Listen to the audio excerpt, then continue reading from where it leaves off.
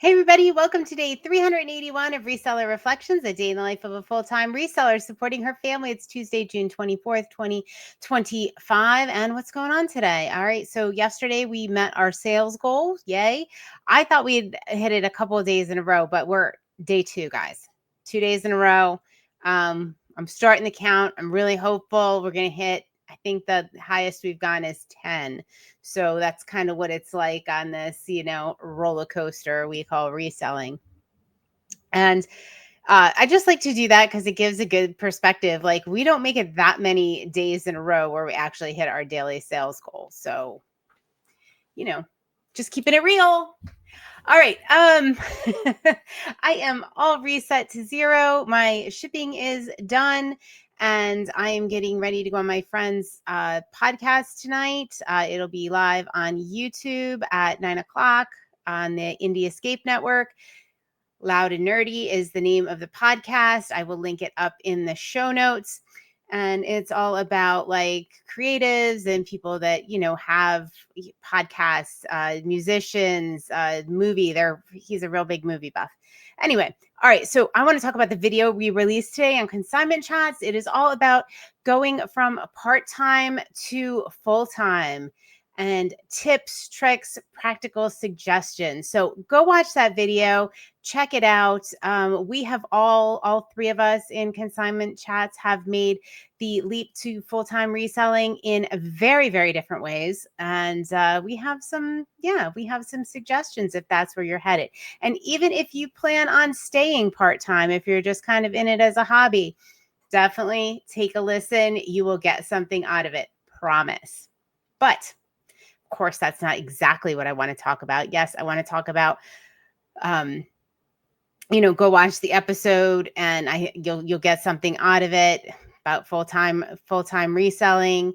But one of the topics that we didn't touch on, and it's, it can be a little bit controversial, but it is my opinion on this, is, having a plan B. I think if you are going for something, having a plan B and always looking at backups and contingencies can be a real detriment, like a real big detriment. I am not one. Now, I'm not saying don't be prepared to go full time and don't do, not to do your research. That is not what I am saying. But if you decide this is what you want to do, I think you need to give it 6 months to a year going all in. I'm not saying don't have this stuff lined up ahead of time. Not what I'm saying. But if this is what you really want to do and you have a dream and you have something you want to achieve, it can be very, very detrimental to have a plan B and to be spending your focus and time and energy looking for an escape route, because that's taking away from your focus of actually getting to your goal. If this is what you really want, you need plan A. And don't worry about plan B. Don't do it. Don't put the time and energy and focus into that, because it is going to take away from what you're doing. You're always going to have in the back of your mind if this doesn't work. And you know what the other thing is? Not only is it going to take away your focus, but it also erodes your confidence and the make it work factor. I think the make it work factor is huge. I'll just use myself for an example. Like, I knew that I needed to make it work. Like, I didn't have like another option. Like, I signed a lease, I had to make it work. And along the way, when you have to make things work and you don't have a backup plan, you are more likely to be able to pivot, roll with the punches and figure a solution out, because your solution isn't your plan B. Your solution is making whatever you want to make work.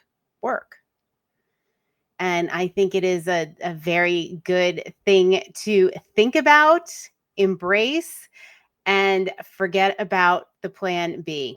Be prepared, do your research, have the money set aside that you need, have the business plan, have all of that, and then just go for it. All of your focus, all of your energy goes into making that work. Don't give yourself an escape route. All right, that's what I have for tonight. Put your comments below if you feel that you need to. This is, a topic I've thought a lot about. I've actually done a bit of research on the psychology behind having a plan B, and I'm coming on the side of not having one. So let me know what you think. All right, guys. And if you have gone from part-time to full-time, or you have chased a dream with a plan B or without a plan B, let me know absolutely how it worked and what your thoughts are. All right, guys, have a wonderful night. I will see you on day 382. Night, night.